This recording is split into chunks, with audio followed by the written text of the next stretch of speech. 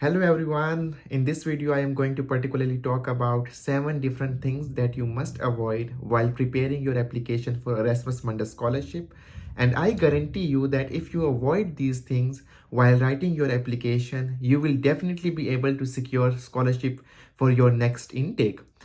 I have already posted a lot of videos and I think it's more than 20 videos under this playlist that you can watch, and I guarantee you that if you follow the instruction that I have posted in those videos, you will not only be able to secure a Erasmus Mundus scholarship for your own self, but you will be able to secure any other scholarship that you plan to apply in the coming years.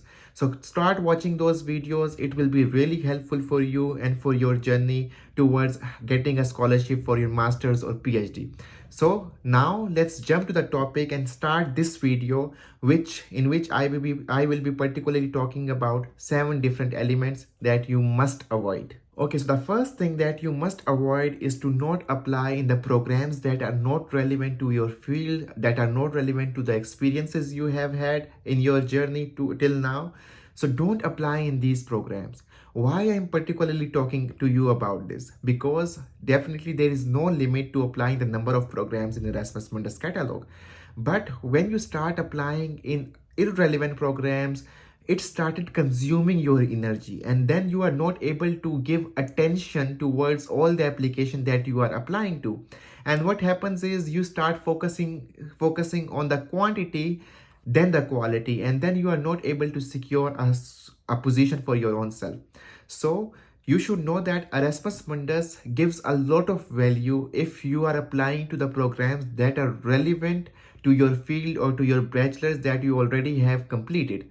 So apply only on those programs that are relevant to your CV, that are relevant to your experiences, because that will not only save your energy but also will increase your chances of selection as well. So keep that in mind. Apply in the programs only if they are relevant to the experiences you have had in your journey till now. The second thing is to apply in the number of programs. So you should know that there is no limit to apply in the maximum number of programs. Previously, there was a limit of 3 scholarships, 3 programs that you could apply, but now they have removed from the last year this requirement, and now you can apply to as many programs as you want. But I will recommend you to apply in the programs that are only relevant, and I am sure that any field that you have, if you belong to bachelor's, if you belong to engineering, if you belong to natural sciences, if you belong to any field, maximum you will be able to find 3 or 4 programs that are relevant to you.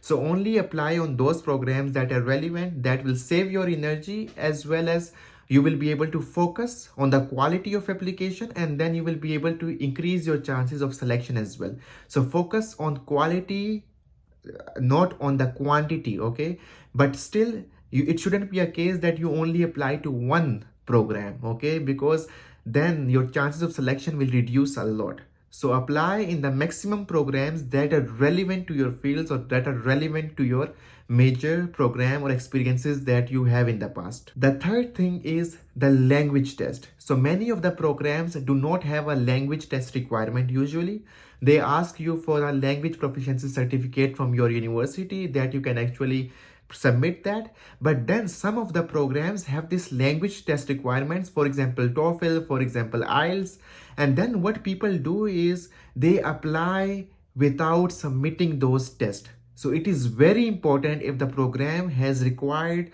a language test, then you have to take the language test. And in any case, I always recommend to take a language test for Erasmus Mundus scholarship, because there is a 10% to 15% weightage criteria for the language test in Erasmus Mundus. So this increases your chances of selection a lot. So keep that in mind. If the program recommends you and have the requirement for the language test, take the language test. And it depends whether you want to take IELTS, whether you want to take TOEFL. And keep that in mind that some programs do not even accept TOEFL and IELTS. They have some different requirements. So keep checking the website, so that if they have some information specifically to this point, then you can actually implement those requirements and fulfill those requirements. So take the language test if it's necessary, and I always recommend definitely taking language test in any case. Okay, the fourth thing that you have to avoid is to send the recommendation letter before time rather than after the submission time. So you have to respect the deadline of the program, and when the deadline is, that means that your recommendation letters, if the program has asked you, should reach the administration before that deadline.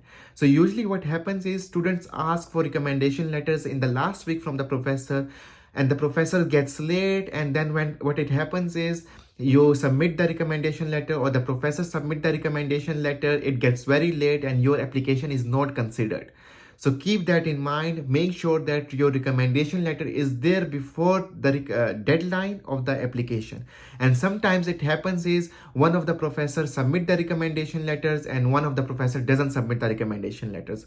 So always keep in mind that you should contact, at least if the program requirement is 2 recommendation letters, you contact 3 supervisors, 3 professors that can write your recommendation letter, and you forward their details and keep one in the back, and if someone drops out, you provide the other information. So make sure that your recommendation letters reaches before the deadline of the application. This is very, very, very important. The fifth point is that many of the students actually sometimes start copying the CV of some other people. What it happens is you get a CV from your alumni or from anyone to get inspired from, but then what happens is you start copying their content, you start copying their things. So the fifth element that you should avoid is to not copy the CV. I have seen it so much that many students actually get the CVs of their alumni, of their seniors, and then what happens is they start copying the CV.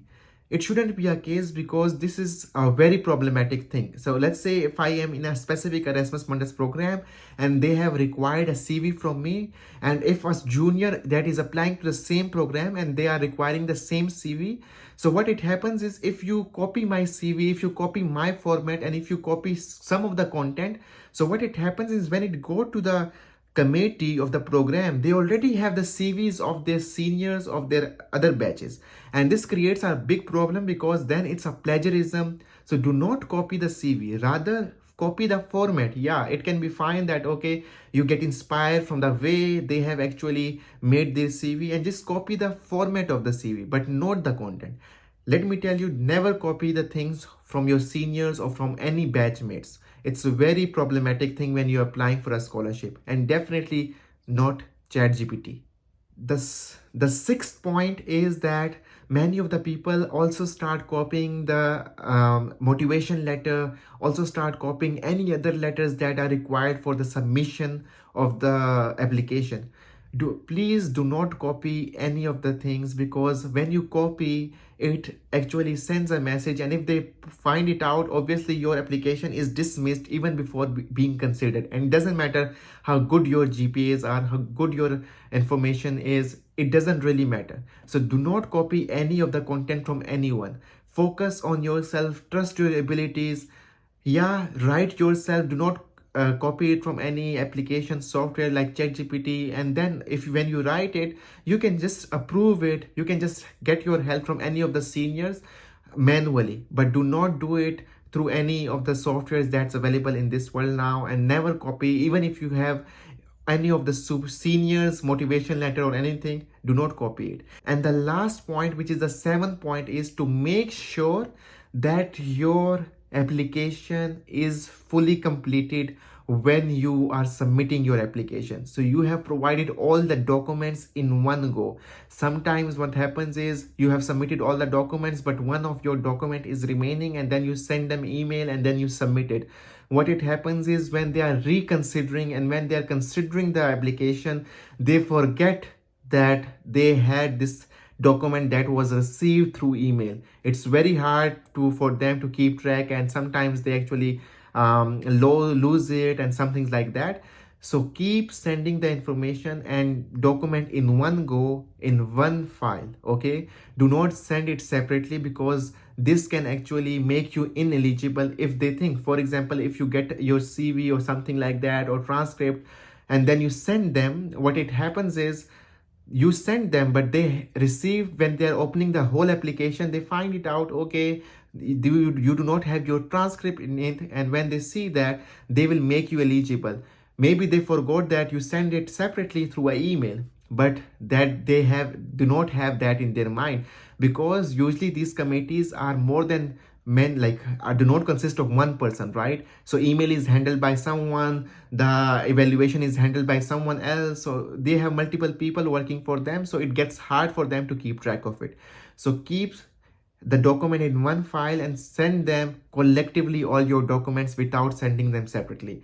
So these are the very important points that you have to must take care while applying for this Erasmus Mundus scholarship. And I am sure if you apply these tips and if you apply all the points that I have stated in my last 20 videos, you will be definitely able to secure this scholarship for your own self. I will be keeping and posting more content on this topic as well. If you are interested, keep watching the videos and do subscribe and do leave the comments. I will see you again. Till then, take care. Goodbye.